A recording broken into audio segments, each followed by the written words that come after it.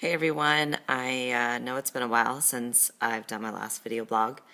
I think it's been a little over 3 months since I last spoke to you guys.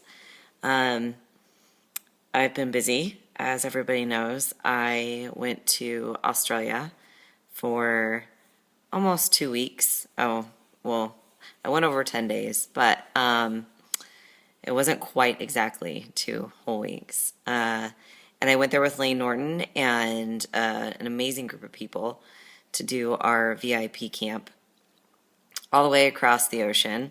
I went with Ben Escrow and Ryan Doris and Dr. Jeremy Lineky and Dr. Joe and Philip Ricardo and Philip's wife, Mary, and Corey Probst, and just a number of people. It was such an amazing experience. I think that what's truly amazing about it is that the camps don't really revolve around competing. They revolve around things that obviously a lot of us enjoy doing, which is training and lifting and, the science behind nutrition and whatnot. But there's just very little about competing, and I really like that. So, and of course, it's life changing, because you have a lot of people who have incredible backgrounds and a lot of information, a lot of knowledge, a lot of education, and you really can't beat that. So, I really don't know if we're going to be doing a tour in the United States. We've got our Tampa camp coming up in June, but it's already sold out. So I don't know. We'll see. Just stay tuned, I guess. But anyway, one of the reasons why I decided that I wanted to do a video blog today is because I know that competing is becoming very popular. I think I notice at least, to be honest with you, I can't even count on two hands how many posts I see a day about, diet and training and posing and whatnot. Anything that you can think of that goes with the competing, I see it. And my dog is about to bark really loud, so forgive me. But anyway, I wanted to touch base with you because I think that there is such a fine line there when it comes to why someone wants to actually compete. And I think that what starts out originally for a lot of people is they just want to get on stage, or they think they just want to lose weight, and it's great to have a date on the calendar, and they've never done anything like that before. And then I think it becomes all-encompassing, and I think that it turns into something that is the only thing that is driving them and the only thing they can focus on. And this is something that we discussed actually at our camps, about understanding that it's just a contest. I know for a lot of people it means so much, and I'm not saying that it's not important. I obviously compete. I obviously spent a lot of time on the stage, but I think that I am lucky in that I realized early on that standing on stage is merely a benefit to my hard work.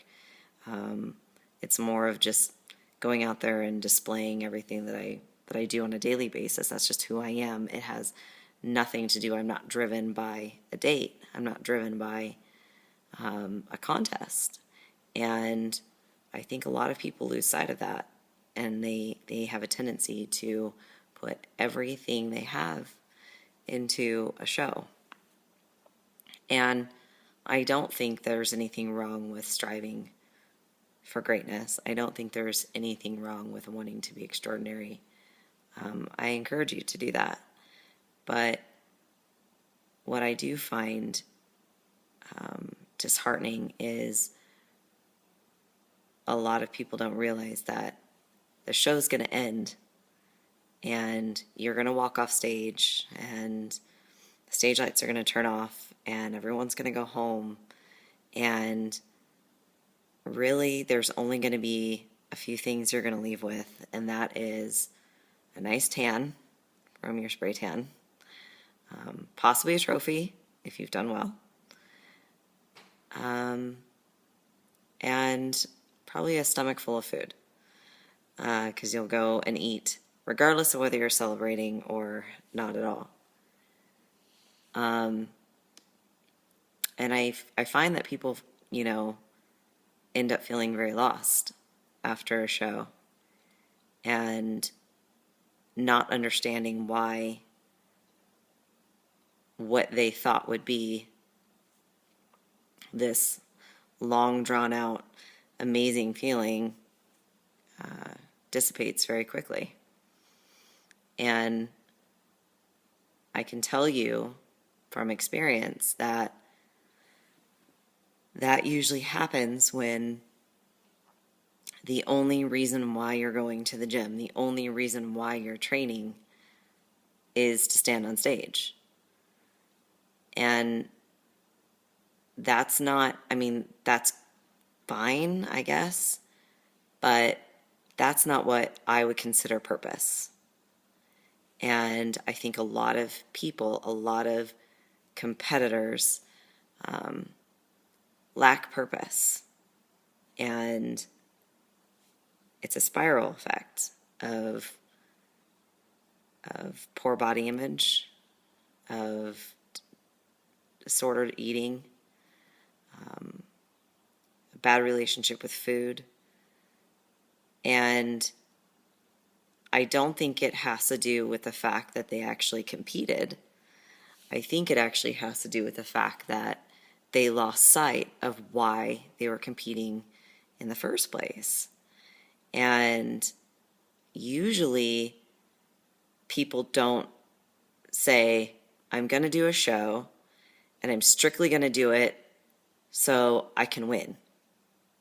Most people don't say that. Most people say, I think I'd like to do a show, and I, would be awesome if I do great, but I don't really care. I just want to get on stage. I just want to finish this. I want to say I did it. And then that turns into, it'd be awesome if I make top 5. And then it turns into, I want to win, and I'll do everything I can to win. And I will sacrifice my relationships. I will starve myself. I'll do hours of cardio. I'll take whatever. I'll do whatever to win. And that is what causes problems.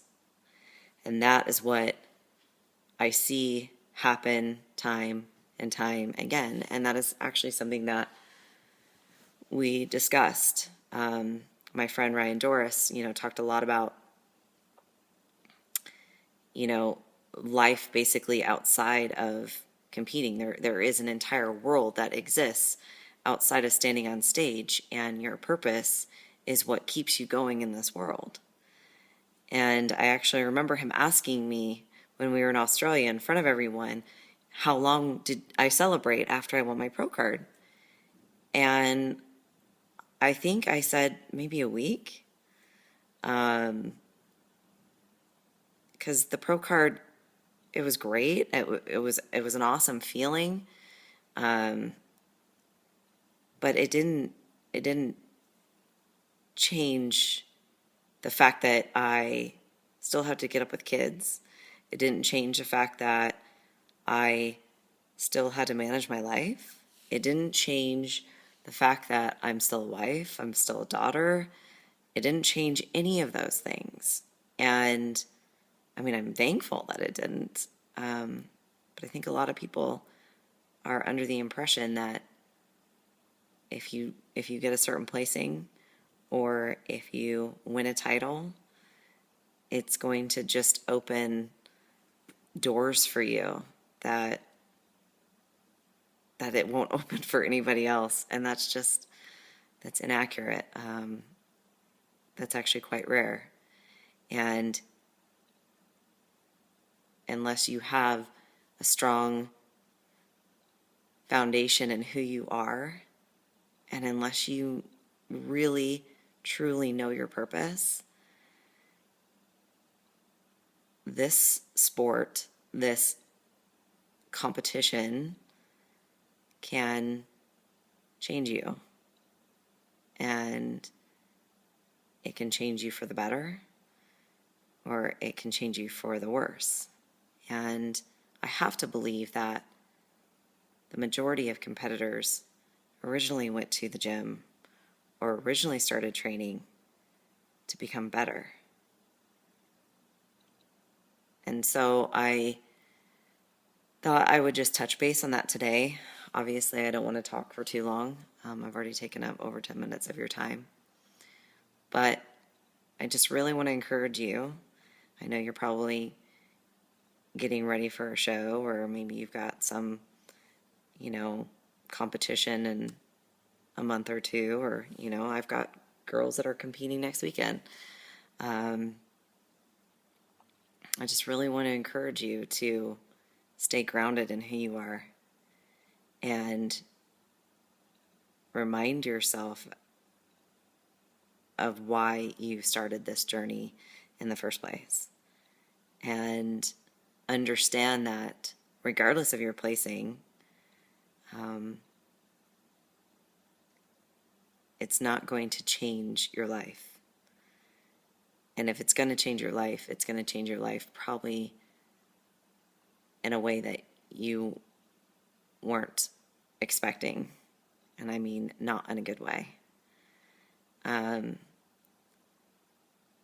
want to encourage you to forget about trying to prove anything to anyone and to stay focused on your purpose.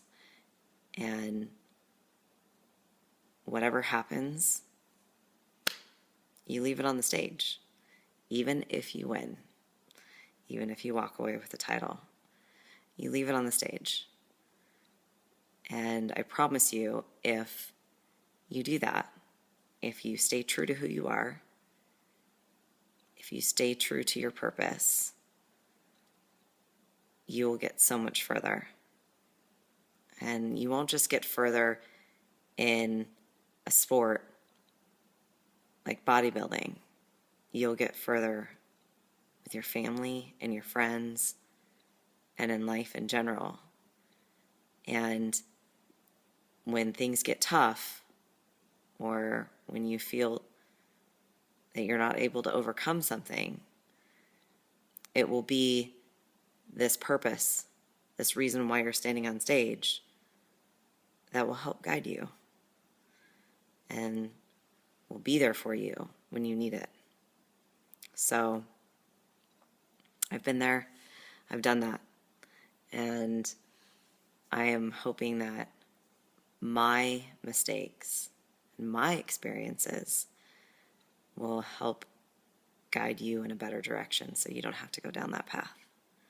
So, good luck to everyone, and I guess we'll just talk soon.